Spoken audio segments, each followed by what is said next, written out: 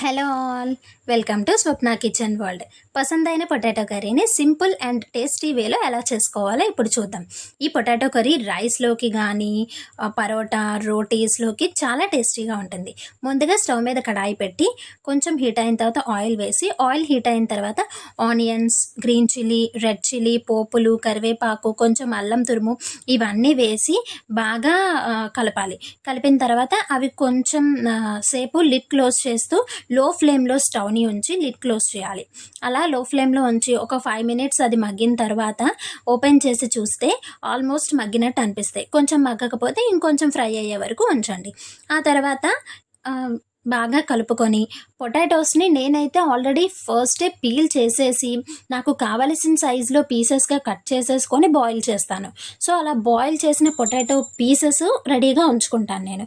కొందరు ఏం చేస్తారు, ముందుగా పొటాటోస్ని బాయిల్ చేసేసి తర్వాత పీల్ చేసి కట్ చేస్తారు. అలా అయితే చాక్ కంటికిపోవడం, హ్యాండ్ కంటికిపోవడం, పేస్టీగా అయిపోవడం అలాంటివి జరుగుతాయి.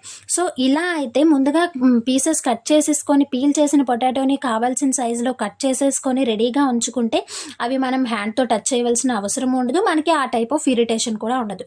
సో ఆ పొటాటోస్ని ఈ ఆయిల్ ఉల్లిపాయలు ఎగిపోతాయి కదా, కంప్లీట్గా ఎగిపోయిన తర్వాత ఈ ఉల్లిపాయల్లో ఆ పొటాటో పీసెస్ని వేసి బాగా కలుపుతూ ఉండాలి. కాసేపు అలా కలుపుతూ ఉండాలి. ఆ తర్వాత మనకి టేస్ట్కి తగినట్టుగా సాల్ట్, టర్మరిక్ అంటే పసుపు, ధనియా పౌడర్, జీరా పౌడర్ అండ్ మిరియా పౌడర్ కూడా వేయాలి. సో మనం ఆల్రెడీ పచ్చిమిర్చి ఇవన్నీ వేసుకుంటున్నాం కదా, మిరియా పౌడర్ కూడా కొంచెం ఘాటే. దీనికి ఇవన్నీ చూసుకొని దీనికి తగ్గట్టుగా మనం కారం లాస్ట్లో వేసుకోవాలి. సో ఇవన్నీ వేసి బాగా కలుపుకోవాలి. ఈ పొటాటో కర్రీ రైస్లోకి కానీ, నెక్స్ట్ సాంబార్ ఆర్ రసం కాంబినేషన్కి కానీ, లేదా రోటీ పరోటాకి ఎక్సలెంట్గా ఉంటుంది and super combination also. So ఇలా కాసేపు బాగా మగ్గిన తర్వాత లిడ్ క్లోజ్ చేసి ఒక 10 minutes దాన్ని అలా ఉంచేసి మళ్ళీ లిడ్ ఓపెన్ చేసి చూడాలి. సో లిడ్ ఓపెన్ చేసి చూసి బాగా కలిపి అది ఆల్మోస్ట్ కొంచెం ఫ్రై అయిపోతుంది అనిపించిన తర్వాత అక్కడక్కడ అడుగు పట్టినట్టు అనిపిస్తే వాటర్ స్ప్రింకిల్ చేయొచ్చు. ఫ్రై అవుతుంది అనిపించినప్పుడు కొంచెం చిల్లీ పౌడర్ మనకు టేస్ట్కి తగినట్టుగా, మేమైతే కారం కొంచెం తక్కువే తింటాము, సో అందుకని మా టేస్ట్కి తగ్గట్టు నేను కొంచెం కారం వేసాను, ఎందుకంటే మా ఇంట్లో కిడ్స్ ఉన్నారు అందుకోసం. సో చిల్లీ పౌడర్ వేసుకొని బాగా కలుపుతూ ఉండాలి. మనకు అడుగంటని ఫీలింగ్ కలిగిన ప్రతిసారి వాటర్ స్ప్రింకిల్ చేయొచ్చు, it's not an issue. So ఇదంతా అయిపోయిన తర్వాత లాస్ట్లో కొత్తిమీరని మంచిగా క్లీన్గా వాష్ చేసుకొని రెడీగా ఉంచుకున్న కొత్తిమీరని చిన్న చిన్న పీసెస్గా కట్ చేసుకొని దాన్ని అలా గార్నిష్ చేసుకోవాలి. ఒక్క 5 minutes ఉంచుకొని బాగా కలిపి ఒక 5 minutes బాగా కలిపి సర్వ్ చేసుకోవడమే.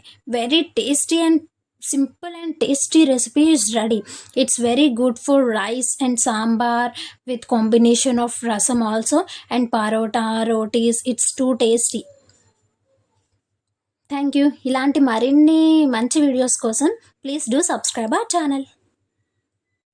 Hello all, welcome to Swapna kitchen world.